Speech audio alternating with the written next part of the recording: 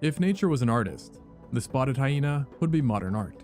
Specifically the kind where you're wondering, who let this in? And the reason why is that these guys break pretty much every rule in the mammal biology handbook, being able to crush bones like potato chips, have hunting skills that put even lions to shame, and of course you can't forget, the females having bigger penises than the males. In short, spotted hyenas are absolute freaks of nature. Now, you might be thinking, hold up, aren't hyenas just those ugly dog-looking things that steal lion kills? Well, forget everything you think you knew about hyenas, because it's probably wrong. These animals are so much more than the villains that Simba would have you believe. In fact, they're not only highly intelligent creatures with one of the most complex social systems among mammals, but they are also highly successful active predators that are more likely to have their kill stolen by lions than the other way around. But we'll get to that later. Despite their canid-like appearance, hyenas belong to the suborder Feliformia, making them more closely related to cats and vivarids than to dogs. To be exact, the hyena family, Hyenidae, diverged from the felid vivarid lineage approximately 22 million years ago, with the earliest known member being Playa viverops, a civet-like animal that inhabited Eurasia. They were smaller forest-dwelling animals, likely having a mainly insectivorous or omnivorous diet. However, over time, as a result of convergent evolution, the family gained traits that have led to its more dog-like appearance, despite not being closely related. And eventually the Hyenidae split into two separate lineages: the dog-like hyenas, with the only current living representative being the aardwolf, and the bone-crushing hyenas, which includes our friend the spotted hyena. To the surprise of no one, bone-crushing hyenas are named such because that's exactly what they do. Most carnivores are unable to make full use of a carcass due to the difficulty in processing bone and other tough material, and so these guys evolved traits to take advantage of these leftover carcasses. Specifically, bone-crushing hyenas developed a ridiculously strong bite force relative to size, and conical premolars that allowed them to take advantage of this bite force and thus crush bones. And in fact, they were so successful with these adaptations that by 5 million years ago, the bone-crushing hyenas had become the dominant scavengers of Eurasia, primarily feeding on large herbivore carcasses, which funnily enough, was often those that were killed by saber-toothed cats. There was even one genus of hyper-scavenger hyenas, the Pachycrocuta, that evolved to become so big and so powerful that they could even crush the bones of elephants and mammoths. And it goes without saying, the spotted hyena has absolutely retained this ability to pulverize bones, having not only specialized crushing premolars, but also a tooth specifically designed to hold the bone in place while they chew it. On top of that, they also bite with a force of over 1,000 suns, which scientifically speaking is 1,140 pounds per square inch. To put this into perspective, this is over 40% more than the bite force of a leopard, and they can even outmatch the bone-crushing ability of brown bears, being so powerful that they can break the bones of giraffes. And let me just point out, they don't just crush bones, but literally consume them in their entirety, having the ability to completely digest them and pretty much everything else in the carcass, minus hair and horns due to them being made of keratin. So obviously these adaptations have made the spotted hyena expert scavengers, and it is partially due to this that the spotted hyena has become the most successful members of the hyena family, being found across the majority of sub-Saharan Africa, from the Sahel to South Africa. And they're not picky about their habitats either. Savannas, grasslands, woodlands, forest edges, you name it, and they can make it work. In fact, they were once even found in Western Europe as short as 11,000 years ago, which is quite the scary thought, as these guys are no small fries. Now, you often see hyenas compared to lions, which relative to the king of the savannah, makes hyenas seem rather diminutive in nature. But this can't be further from the truth. Their size depends on location, but they can reach an average of 69 kilograms or 163 pounds, with exceptionally large individuals sometimes weighing up to 90 kilograms or 153 pounds, which might not sound that big, but to give you an idea of how massive that actually is, the largest gray wolf recorded in Alaska in modern history only weighed 79.4 kilograms, and the average North American wolf is only 36 kilograms, making the average spotted hyena nearly double in size. But here's where things start to get weird. You see, in the world of spotted hyenas, it's the ladies who wear the pants. Female spotted hyenas are not only harder, better, faster, stronger, but they're also larger and more aggressive than the males, with those exceptionally large individuals I mentioned actually being females. And if you think that's strange, just wait until you hear about their, equipment. And what I mean by this is that female spotted hyenas have a penis. Well, technically it's a pseudopenis, but for all intents and purposes, it's basically a penis. The reason being is that despite technically being an enlarged clitoris, it looks and functions almost exactly like a male penis. I mean, it's even thicker than their male counterparts, and they also get erections. And did I mention that they also have a pseudoscrotum? Because they do. In fact, their genitalia is so visually similar to the males that throughout history, people had all sorts of crazy theories and ideas about them, such as that they changed sexes every year, or that they were hermaphroditic, such as described by Hemingway himself. And this bizarre anatomy isn't just for show, as female hyenas use their tool for everything from urinating to mating. And the real kicker is that they even give birth through it. Now, if you're wincing at the thought of pushing a baby through what's essentially a penis, you're not alone. And it is actually an incredibly difficult and dangerous process. The birth canal is only about an inch in diameter, and first-time mothers have a mortality rate as high as 18%. In other words, 1 out of 5 new mothers will die due to how strenuous the birthing process is. And to facilitate the birth, the pseudopenis will completely rupture, which takes at least weeks to heal. So safe to say, childbirth is absolutely one of the most painful experiences a hyena can go through. So shout out to those moms. And speaking about the dangers of childbirth, it's even worse for the child itself, with about 60% of firstborn cubs dying from suffocation during the long and difficult birth. And to add fuel onto the already well-stoked fire, neonatal siblicide is incredibly common in spotted hyenas, with an estimated 25% of cubs being killed by their siblings within the first month of life. So at this point, you may be thinking, why would evolution favor such a seemingly impractical anatomical arrangement? Well, it turns out that in the cutthroat world of hyena society, looking and acting masculine is a major advantage. The more dominant a female is, the more successful she is, and the more testosterone she produces during pregnancy, leading to more masculinized offspring, both anatomically and behaviorally. In other words, it's a cycle perpetuated by positive selection, which has led to female hyenas becoming more and more masculinized. And as alluded to, this extends to the behavior itself. Spotted hyenas have an incredibly complex society which is led by a dominant female, known as the matriarch.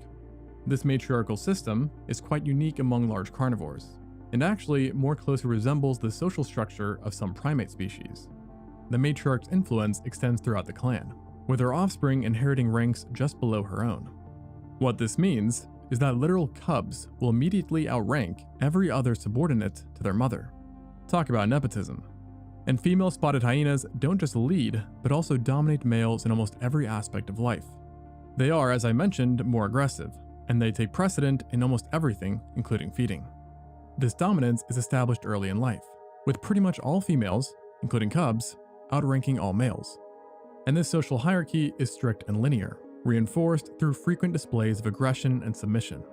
I will, however, mention that there have been cases of male hyenas leading clans, but in such cases, researchers have found that the males were actually offspring of the matriarch, and thus managed to co-opt the authority, so to speak.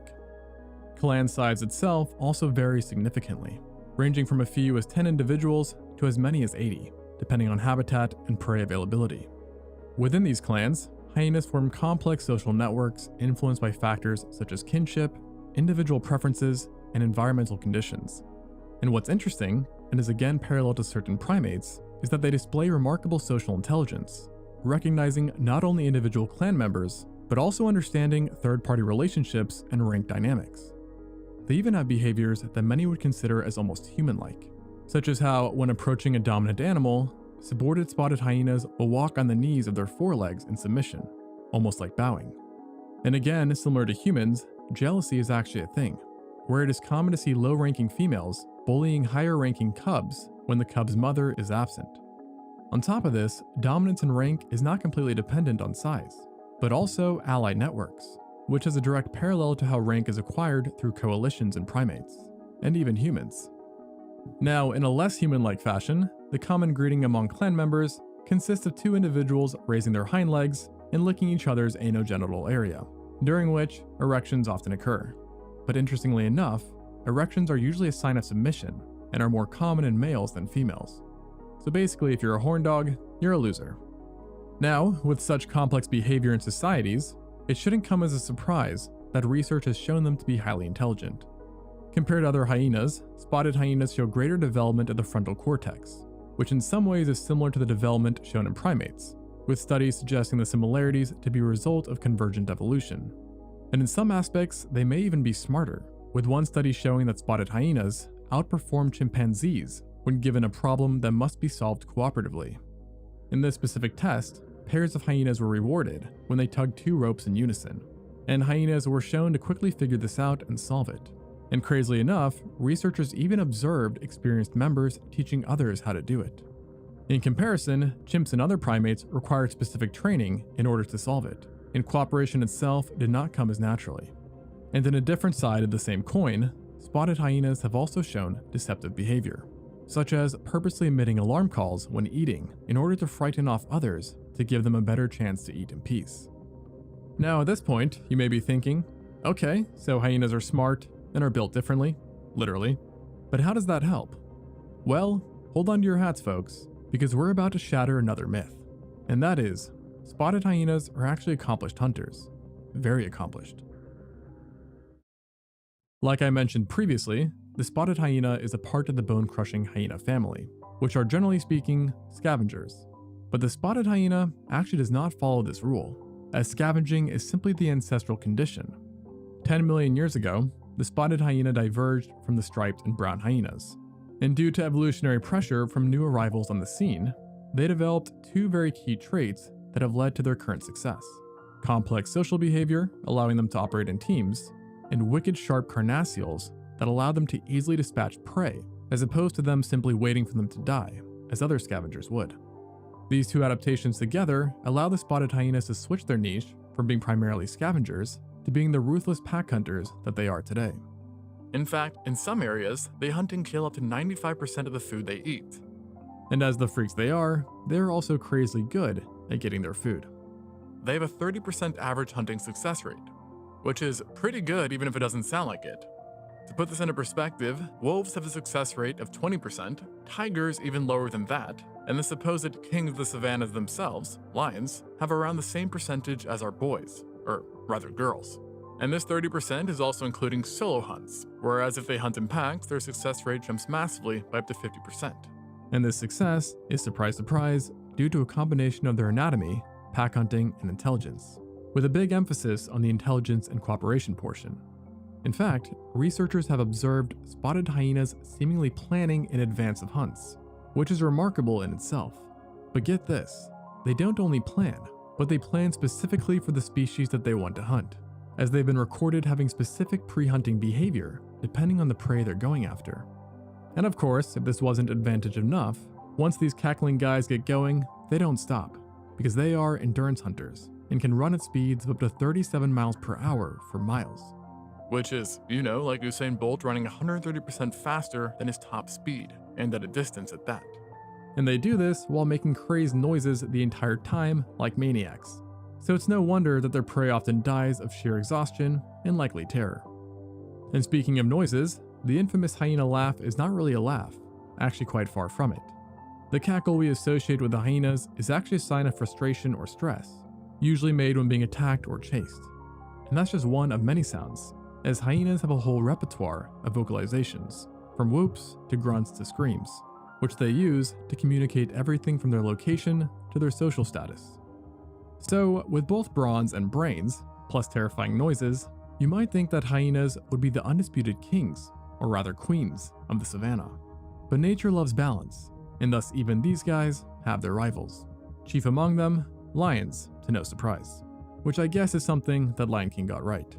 But to go against conventional belief again, lions are typically the antagonizers in a relationship as opposed to the other way around. Not only do they steal more kills from hyenas than vice versa, but they're also responsible for a significant amount of hyena deaths, sometimes being responsible for up to 71% of hyena deaths depending on the region. But in response to this dynamic, hyenas have learned to mob lions who enter their territory. But even then, it's not a fair fight, as even against the lionesses unaccompanied by the male, hyenas generally need a ratio of 4-to-1 just to scare them off. However, it's not all bad for our spotted friends, as on the flip side, hyenas dominate pretty much every other terrestrial African predator, with really only leopards sometimes being able to hold their own. In fact, it's so bad for some species like the African wild dog, that hyena populations are strongly correlated with a very much diminished population. And speaking of relationships, hyenas and humans have a pretty complex one. Now you might be thinking, surely all that bone-crushing power and aggressive behavior makes them terrible neighbors for humans, right? Well, not necessarily.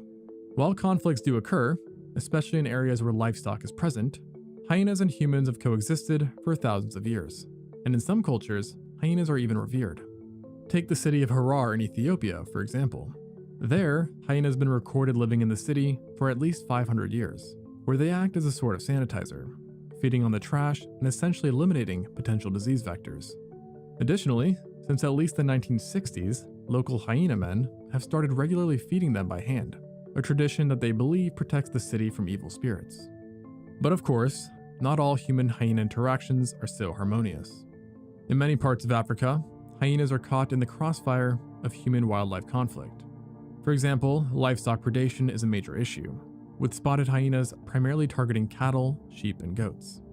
And these attacks often lead to retaliatory killings by farmers, even when considering that studies have shown that hyenas are often mistakenly blamed for livestock deaths that they didn't actually cause. But what's more concerning are the rare but dramatic cases of hyenas attacking humans. Despite being typically shy around people, with a flight distance of up to 300 meters during the day, hyenas become bolder at night and have been known to follow humans closely. Attacks on people tend to target women, children, and sick men, with several harrowing historical accounts. For example, in 1903, hyenas in Angonaland were reported to wait outside people's huts at dawn, attacking when doors were opened. And in the year of 1908 to 1909 in Uganda, they regularly preyed on sleeping sickness sufferers in outdoor camps. And perhaps the most chilling incident of them all occurred in Malawi in 1962, where a pair of exceptionally large hyenas killed 27 people before being shot. And unfortunately, Malawi has seen repeated instances of hyena attacks, particularly in the Philombe Plain. But of course, like mentioned, hyenas also face severe threats from humans, be it due to habitat loss, culling, livestock protection, and curiously enough, traditional medicine practices. In various African countries, different body parts of hyenas are used for medicinal or magical purposes, which can lead to overhunting. For example, in Burkina Faso, the tail is prized, while in Malawi and Tanzania, the genitalia, nose tips, and tails are used in traditional remedies. So, humans and hyenas, it's complicated. Perhaps almost as complicated as spotted hyenas itself. And sure, they might steal your garbage, or occasionally eat people, but hey, nobody's perfect. So whether you see them as bloodthirsty killing machines, or just weird-looking old cat dogs, one thing is for sure. They are one of nature's most unique animals.